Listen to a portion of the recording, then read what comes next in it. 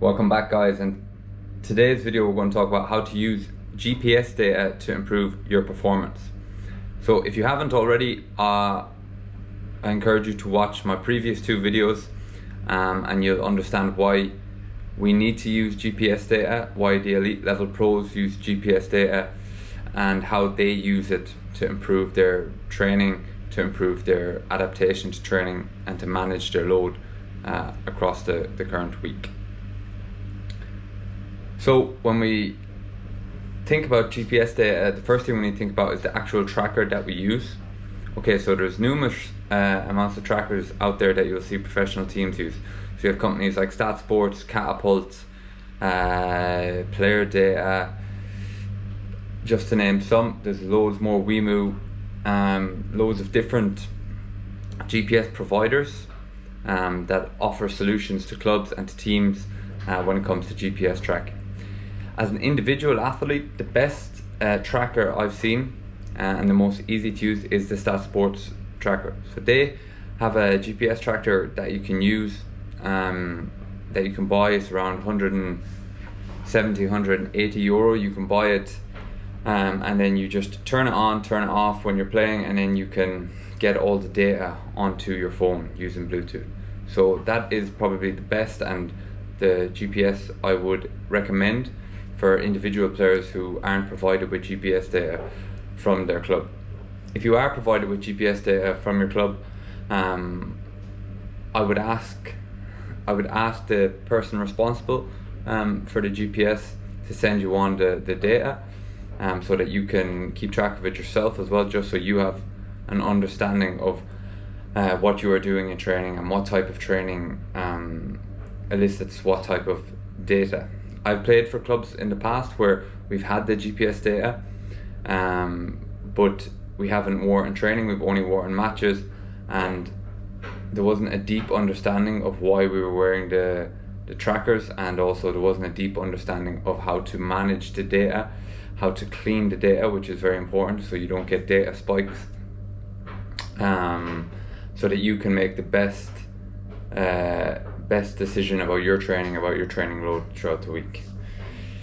Why should you use it? Well, it's an objective measure of how much you're doing across the course of a period of time. So if you look at any other sport, if you look at, let's say, running, they'll track GPS on the watch. If you look at cycling, they track how far they do. Yes, they're endurance sports, but even if you look at other team sports, hurling, they're doing the same thing, Gaelic football. It's also, you can measure across the course of a week what you're doing, and so you can progress athletically, not do too much, not do too little when it comes to your training load week to week.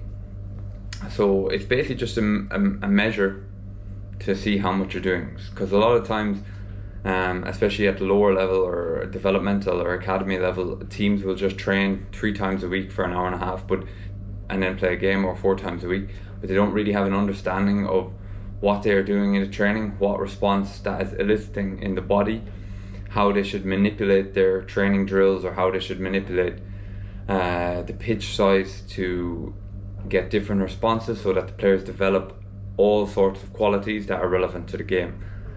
A lot of times it'll be a lot of small space stuff, and they'll just do small space all across the week, and then when it gets to a big space thing like a game, the players aren't prepared physically to meet the demands of the game where it comes to sprinting, high speed running, and vice versa. If you're only doing big space games, then you're not getting the intensity required to get fitter through your football training. So that's why it's really important to understand to use GPS, so that you objectively know what you're doing week to week.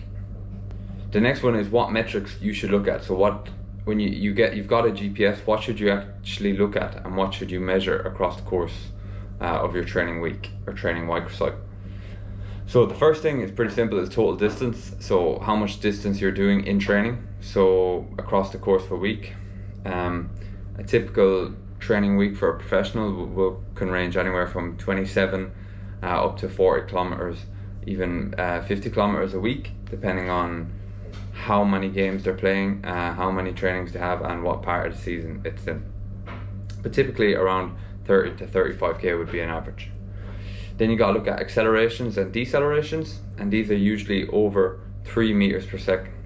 So there's different acceleration and deceleration thresholds, but the accelerations over 3 meters per second and decelerations over 3 meters per second are the most commonly used. Why are these important? Once again, so you're prepared for the game. In a typical game, a pro could do upwards of 90 to 100 accelerations, 90 to 100 decelerations. So that's really important to make sure that you're doing that in one single session in the week, so that you're overloading that stimulus. Decelerations are also very, very important for your joints, your muscle health, the tendons.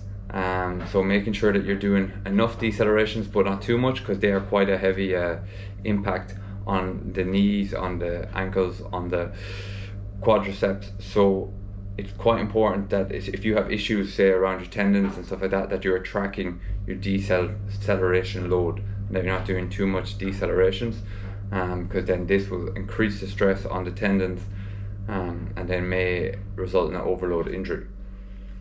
The next metric you're going to look at is high speed running, which is running above 19.8 kilometers per hour.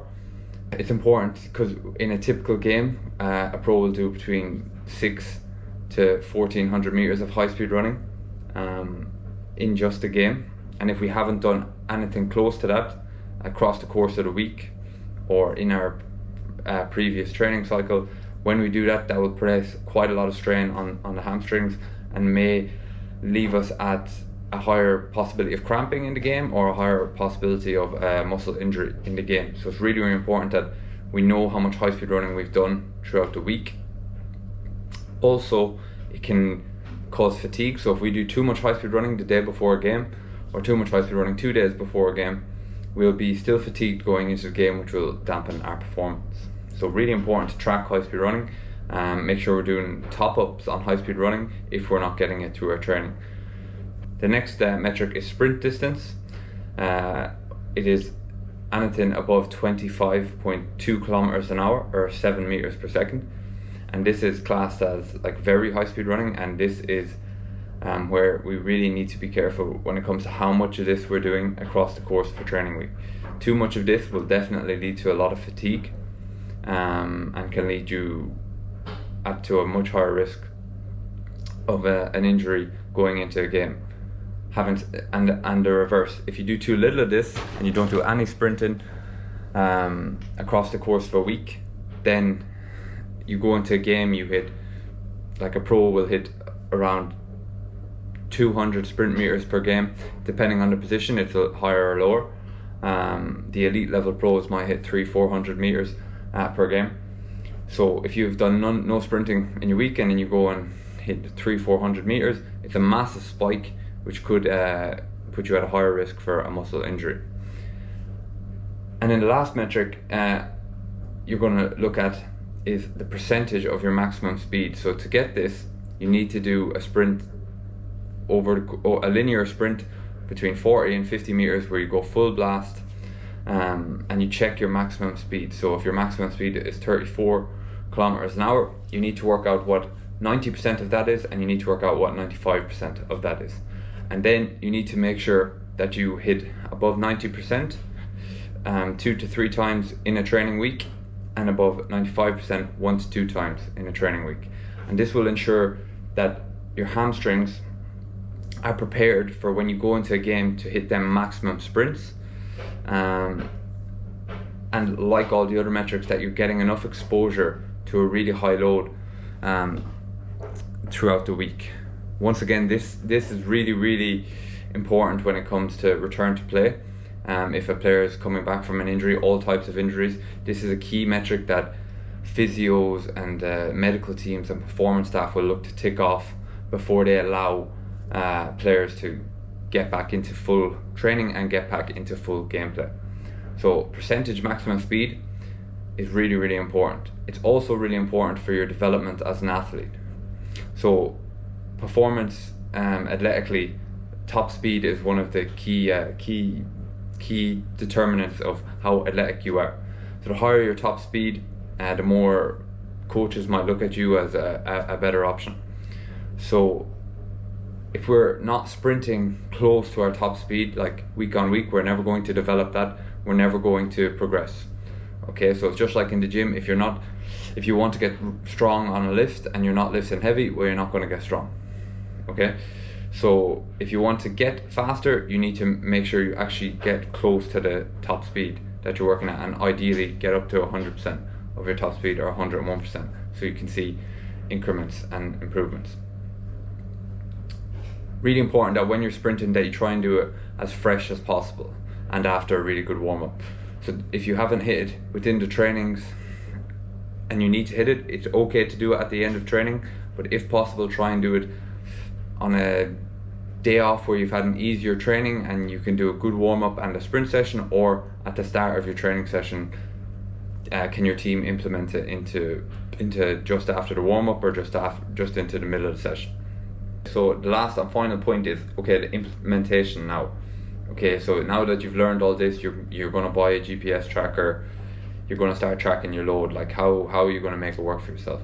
So one tip I'll give is create some sort of document, like an Excel sheet, with the metrics that I explained, and keep a track of everything you do in training and in games, and then keep a weekly total and a monthly total, so that you can see week on week, are you at the same level, have you done too much this week compared to last week, and try and keep it consistent.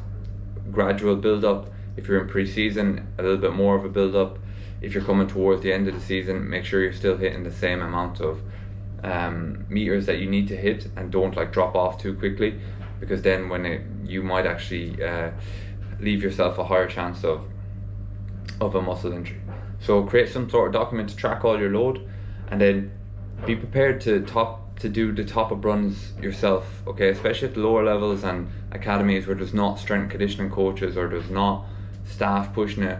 If you want to get to the next level, then, and you haven't, say, played, or you haven't hit the numbers in the training from the previous training, and you know you need to hit them, don't be afraid to do it, because it's not being busy. It's not like, oh, look at him trying to like impress the coach. No, it's actually you're trying to improve your performance, so that you can stay injury free, so that you can progress your game as a footballer. So that, like I said in my previous videos, when you get to the level you want to get to, you're ready and you're not catching up from minute one. Okay, thanks for watching. If you have any questions, just drop a comment, and if you like the video, hit the thumbs up and subscribe. See you in the